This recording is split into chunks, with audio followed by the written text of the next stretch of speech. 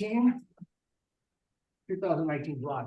And actually, this is a really good practice because a lot of the things that are going on here are very similar to like MBEs you're going to get, which is great when you break down essays. Essays and MBEs really do help with each other. Now, the MBEs will cover more than what the essays will cover, but everything on the essays will be on the MBEs. It's kind of interesting.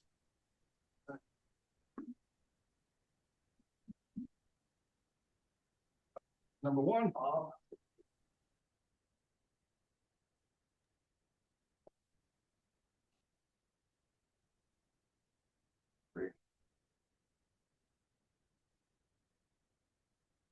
Okay, so now we're going to start question 5 from 2019 July. It's a contracts question. Call the question: what contract rights and remedies do each of the following parties have against Sam's estate? Well, when we say Sam's estate, we already know one thing: Sam's no longer here; he's dead. And that automatically makes me think that if there's an offer that's open by someone who died, it's automatically revoked, whether you know about it or not. It's automatically revoked as soon as the person dies. So if the person dies that night, I accept the next morning, doesn't matter, it's over. However, if you already have a contract and the person dies, it may or may not be canceled, rescinded. Is the person essential to performance? Well, if they are, well, then we're going to have to, it's impossible to perform the contract. No breach, just excused, everything's just charged. But if all you got to do is hand over the title, hand over the keys, or whatever the case is, the fact that they're dead is irrelevant, because anybody from their estate, anybody from their family can go ahead and do it. So, they're not essential to it, which actually plays a part here. So we have 3 calls. We have Bob, Charlie, and Art. And interesting, Art, which one do you think is going to be the least important call? Well, it's going to be Art. That means because the examiners tend to front load everything, which tells me that Art's probably going to be the least important. And if you notice, the first 2 paragraphs in the indation goes to Art. The next paragraph goes to Bob. The paragraph after that goes to Charlie. So it goes right in order. Actually, it goes 3, 2, 3, 1, 2, same thing. Take a look from the top. Sam owned a classic 1965 Eris automobile. I don't know if there's any car enthusiasts. I looked it up. I couldn't find that type of automobile. But the fact that they make mention to a 65 Eris, my guess is specific performance is going to play a part in this essay because it's a unique good, and you can only get specific performance in 2 situations. Number one is if it's a unique good, which this is, and unique also includes goods that are in short supply, or if it's land. So those are the 2 instances where you'll get specific performance. Never on a service contract. Only 500 such cars were made, and they're considered highly valuable. Well, because they're very limited supply, it's unique, and you're not going to be able to replace it easily, they're going to get specific performance. So I'm already thinking out loud to begin with. Sam and Art, a classic car specialist, looks like Art, the classic car specialist, signed a valid written contract. They're saying, don't go into formation, you're not going to need to. You know why? Because these 2 calls will end up going through formation. The contract stated in its entirety. Well, if this is the entire contract, and I'm just thinking out loud, it doesn't play a part here. Well, this doesn't look like the full entire contract. It seems like a portion of it, which means there might be other parts. And for parole evidence, if we were to get into that, although I don't think this essay does, parole evidence, you can never contradict the terms of a writing, never contradict it.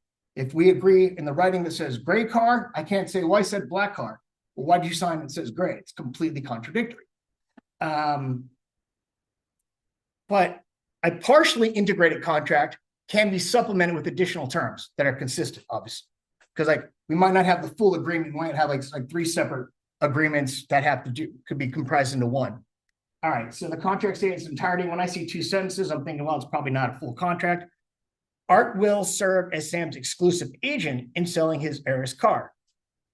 Upon successful sale, so those are the terms of the contract. You have to successfully sell it.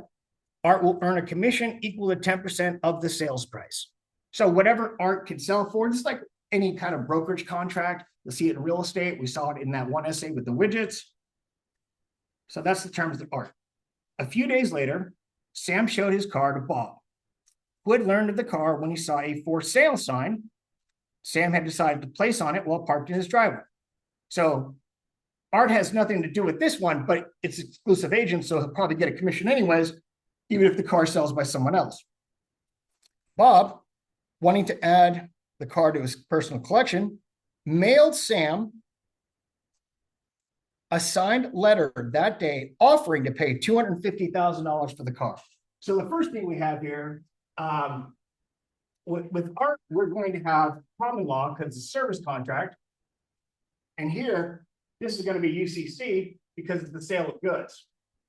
And it's for the car. And we have, the first thing we have is the offer. It's always easy just to go right in chronological order. Just make it super simple. And the offer is $250 for the car. Clearly an offer. It's got clear and definite terms, and he's got the intent to be bound. So if you want to write the definition of offer, I know that the restatements say a manifestation of intent, an outward intent of show a willingness to be contractually bound. Just stop. It's you're willing to enter into you're willing to enter into an agreement, and it's got definite and certain terms. It's a lot easier to kind of say it like that. But this is clearly an offer. When Sam received the letter, and of course, everything is effective upon receipt. The only thing that's not is a mailbox rule. That's the only thing that's not effective upon receipt. It's not true. That's not upon dispatch. And ironically, people learn the mailbox rule with all the exceptions, but in reality, that is the only exception to the rule where everything is effective upon receipt. So as soon as Sam received the letter, the offeror got it. Because if he had never received the letter, the offer's not there, because you have to know about the offer in order to accept it. He telephoned Bob, there's oral, and said he accepted the offer. Okay, so there's the acceptance. All right, so we have a written offer. Not that really matters here. And the acceptance is oral. Interestingly enough, do they have a valid contract? The answer is yes. Do they have an enforceable contract? The answer is no. So even though you can have a deal, a handshake deal, it's not enforceable in a course of law, and that's why statute of frauds is a defense to enforceability. Same thing with duress, same thing with unconscionability. Okay, so and minors as well. So here we go. But we have a statute of frauds issue because this good is clearly over $500. There you go. And again, it's interesting. It's not the value of the item. It's the price. So let's say that it's a painting worth, let's say, $1,000. Well, you're going to sell it to me for $400. Doesn't need to be in writing. It's the price, not the value. And I've seen on MBE questions that actually do that. So when Sam received the letter, he talked on Bob, said they accept. Okay, got it. We have a deal. They have consideration because you're paying. Exchanging promises. Promise. I promised to give you $250. You promised to give me the car. They agreed to meet the following week for payment and exchange of title. Sam then called Art and said he was terminating the agreement. Now, you might not realize, like, well, how did we handle that? Because technically, Art didn't sell the car. And should he get a commission? Well, I think one of the things about this is there's an implied good faith and fair dealings in every contract.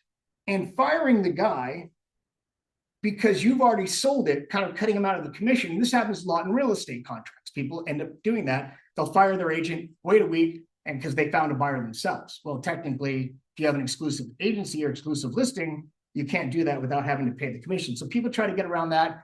It's not good and probably breaching the implied good faith, fair dealing. Okay. But again, they don't have an enforceable contract. We'll see how that plays out. So that goes to Bob, everything there. The next day, Charlie saw an advertisement for Sam's Aries car in a classic car trade publication. And this is just an ad. It's an invitation to negotiate. It is not an offer because by placing that ad, everybody could call up or email back and say, I accept. Because you only have one car, you'd be in breach. Therefore, it's not actually an offer. It's just an invitation to negotiate. Okay, that's the ad. All right, moving on.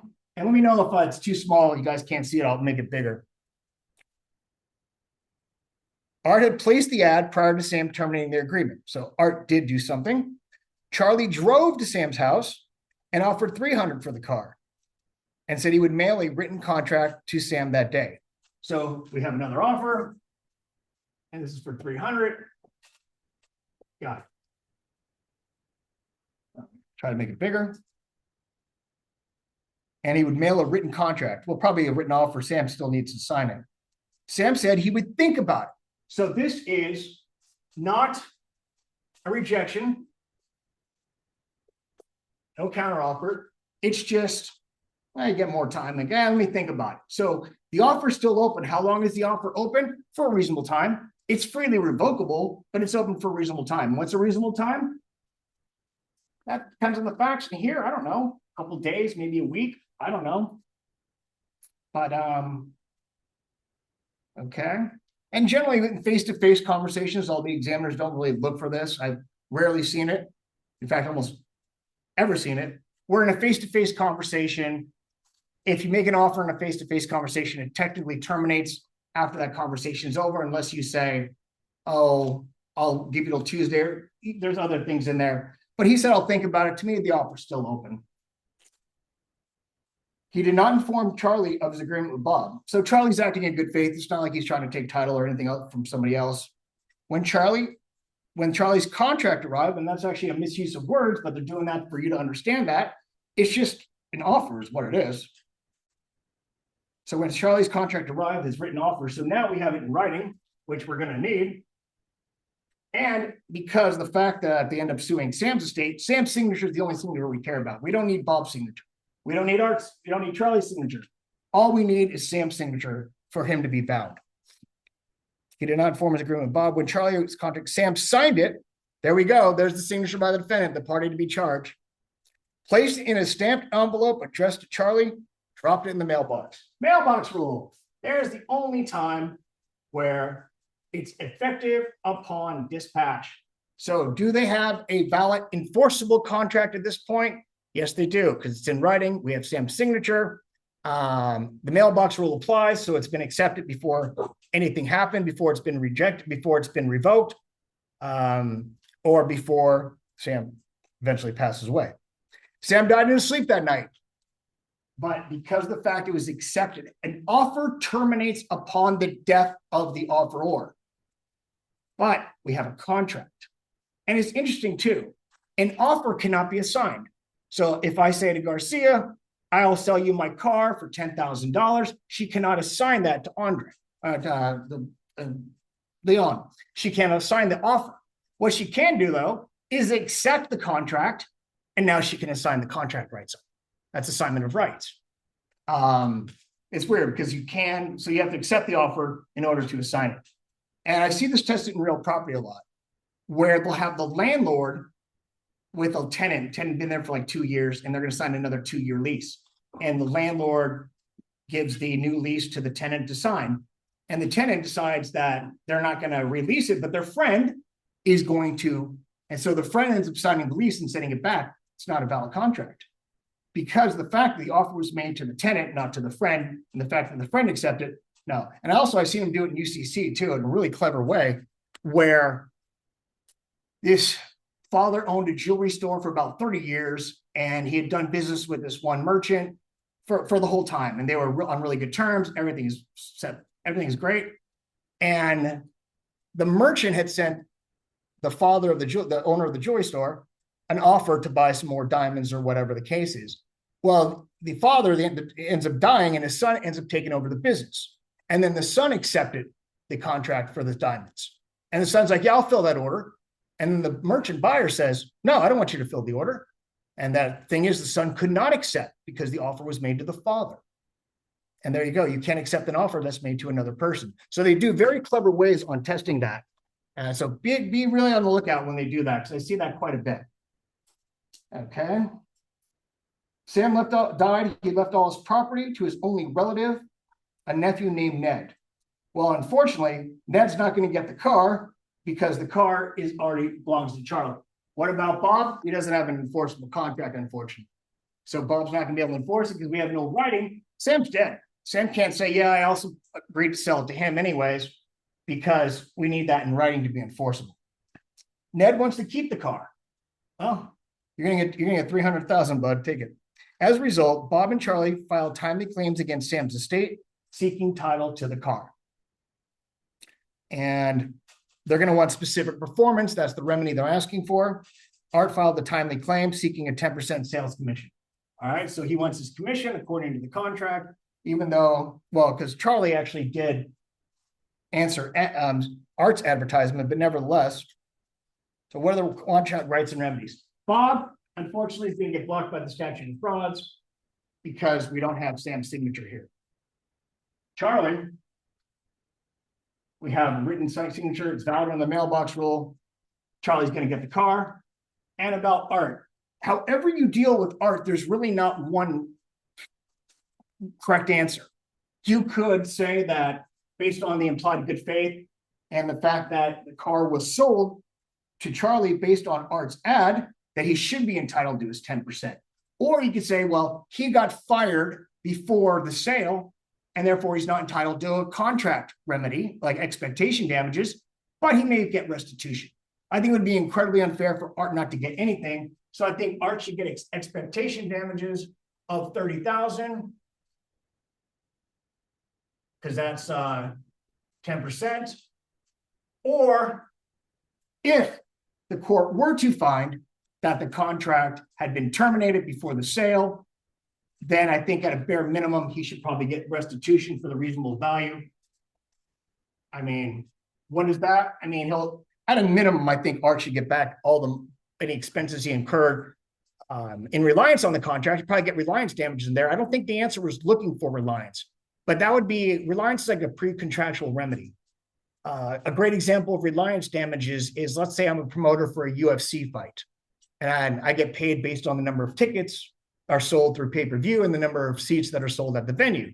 So I am pushing the fight. I spend hundreds of thousands of dollars promoting the fight. And at the last minute, one of the fighters backs out, gets sick, whatever, gets hurt. And now I'm not going to get any money, and I spent all that. That would be reliance damages. So I'd be able to get my money back that I expended. Now, they can't give me expectation damages. Why? Because they're too speculative. We don't know how many sales there would have been. We don't know how many asses in the seats would have, at the arena. We just don't know. Maybe you could probably, if it's a fight that you could probably look at anticipated numbers, but generally at a minimum, you'll get reliance. I don't think you get expectation because no one made any money on the fight. Okay, there you go. So really that wraps up the essay, and that's